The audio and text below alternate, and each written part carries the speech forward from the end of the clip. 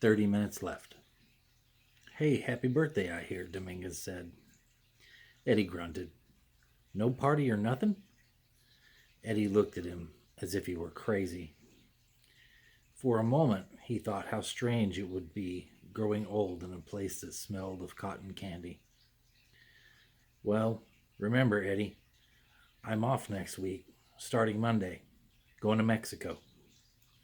Eddie nodded, and Dominguez did a little dance. Me and Teresa, gonna see the whole family. Party. He stopped dancing when he noticed Eddie staring.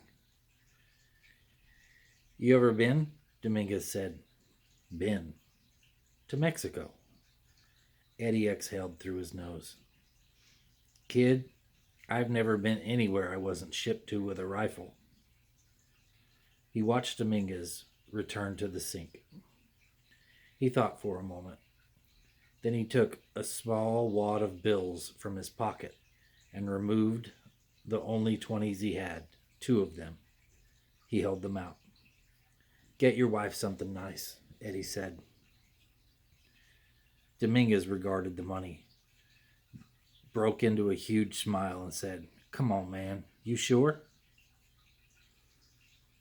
Eddie pushed the money into Dominguez's palm. Then he walked out back to the storage area. A small fishing hole had been cut into the boardwalk planks years ago, and Eddie lifted the plastic cup. He tugged on a nylon line that dropped 80 feet into the sea. A piece of bologna was still attached. We catch anything? Dominguez yelled. Tell me we caught something. Eddie wondered how the guy could be so optimistic. There was never anything on that line. One day, Dominguez yelled, we're going to get a halibut. Yep, Eddie mumbled, although he knew you could never pull a fish that big through a hole that small. 26 minutes to live. Eddie crossed the boardwalk to the south end. Business was slow. The girl behind the taffy counter was leaning on her elbows, popping her gum.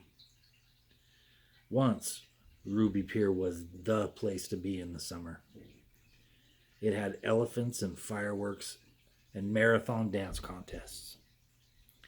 But people didn't go to the ocean piers much anymore. They went to theme parks where you paid $75 a ticket and had your photo taken with a giant furry character. Eddie limped past the bumper cars and fixed his eyes on a group of teenagers leaning over the railing. Great, he told himself. Just what I need. Off, Eddie said, tapping the railing with his cane. Come on, it's not safe. The teens glared at him. The car poles sizzled with electricity. Zap, zap sounds. It's not safe, Eddie repeated. The teens looked at each other. One kid, who wore a streak of orange in his hair, sneered at Eddie, then stepped onto the middle rail. Come on, dudes, hit me, he yelled, waving at the young drivers. Hit me. Eddie whacked the railing so hard that with his cane that he snapped it in two. Move it, he said, and the teens ran away. Another story went around about Eddie. As a soldier, he had engaged in combat numerous times. He'd been brave, even won a medal. But toward the end of his service, he got into a fight with one of his own men. That's how Eddie was wounded.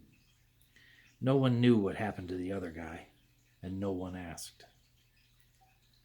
With 19 minutes left on Earth, Eddie sat for the last time in an old aluminum beach chair. His short, muscled arms folded like a seal's flipper across his chest. His legs were red from the sun, and his left knee still showing scars. In truth, Much of Eddie's body suggested a survived encounter. His fingers were bent at awkward angles, thanks to numerous fractures from assorted machinery. His nose had been broken several times in what he called saloon fights. His broadly jawed face might have been good looking once, the way a prize fighter might have looked before he took too many punches. Now, Eddie just looked tired. This was his regular spot on the Ruby Pier boardwalk, behind the Jackrabbit ride, which in the 80s was the Thunderbolt, which in the 70s was the Steel Eel, which in the 60s was the Lollipop Swings, which in the 50s was Laugh in the Dark, and which before that was the Stardust Bandshell, which is where Eddie met Marguerite.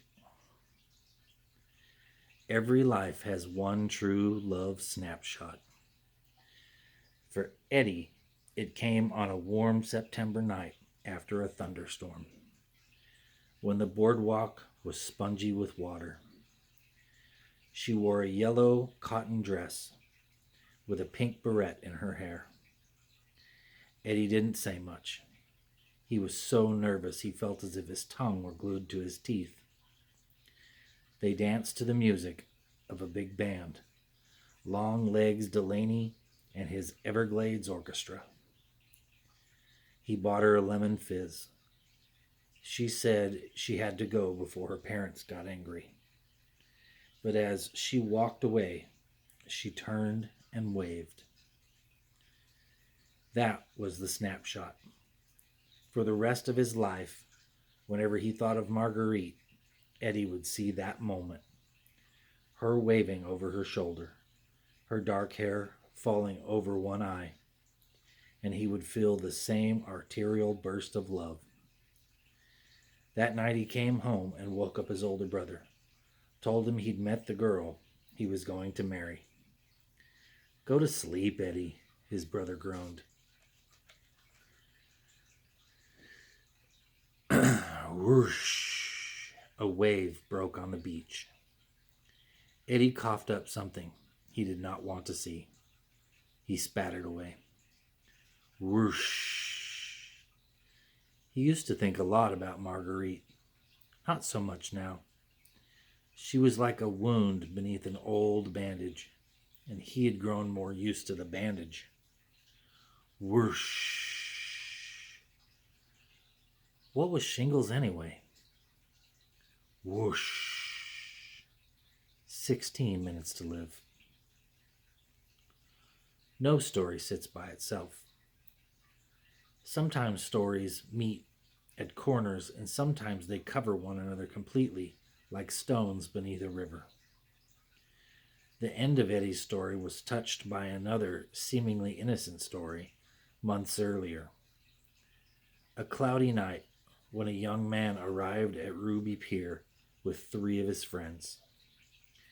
The young man, whose name was Nicky, had just begun driving and was still not comfortable carrying a keychain. So he removed the single car key and put it in his jacket pocket, then tied the jacket around his waist. For the next few hours, he and his friends rode all the fastest rides: the Flying Falcon, the Splashdown, Freddy's Free Fall, and the Ghoster Coaster. "Hands in the air," one of them yelled. They threw their hands in the air. Later, when it was dark, they returned to the car lot, exhausted and laughing, drinking beer from brown paper bags. Nicky reached into his jacket pocket. He fished around. He cursed. The key was gone. 14 minutes until his death. Eddie wiped his brow with a handkerchief. Out on the ocean, diamonds of sunlight danced on the water, and Eddie stared at their nimble movement. He had not been right on his feet ever since the war. but back at the Stardust bandshell with Marguerite. There, Eddie had still been graceful. He closed his eyes and allowed himself to summon the song that brought them together. The one Judy Garland sang in that movie. It mixed in his head now with the with the cacophony of the crashing waves and children screaming on the rides. You made me love you. Whoosh. Do it. I didn't want to do it. Whoosh. You made me love you. Whoosh. Time you knew it, and all the time you knew it. Whoosh. Eddie felt her hands on his shoulders. She squeezed his eyes tightly to bring the memory closer. He squeezed his eyes tightly. 12 minutes to live. Excuse me. A young girl, maybe 8 years old, stood before him, blocking his sunlight. She had blonde curls and wore flip-flops and denim cut-off shorts and a lime green t-shirt with a cartoon duck on the front. Amy, he thought her name was. Amy or Annie. She'd been here a lot this summer, although Eddie never saw a mother or father. Excuse me, she said again. Eddie maintenance? Eddie sighed. Just Eddie, he said. Eddie? Uh-huh. Can you make me... She put her hands together as if praying. Come on, kiddo, I don't have all day. Can you make me an animal? Please? Can you? Eddie looked up, as if he had to think about it. Then he reached into his shirt pocket and pulled out 3 yellow pipe cleaners, which he carried for just this purpose. Yes, the little girl said, slapping her hands together. Eddie began twisting the pipe cleaners.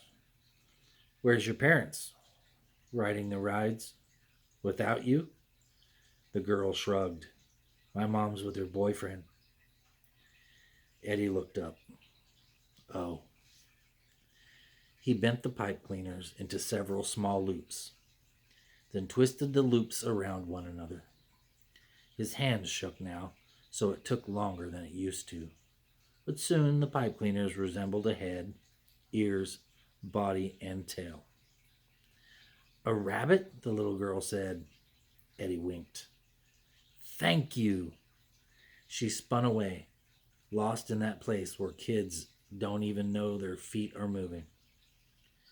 Eddie wiped his brow again, then closed his eyes, slumped into the beach chair, and tried to get the old song back into his head. A seagull squawked as it flew overhead.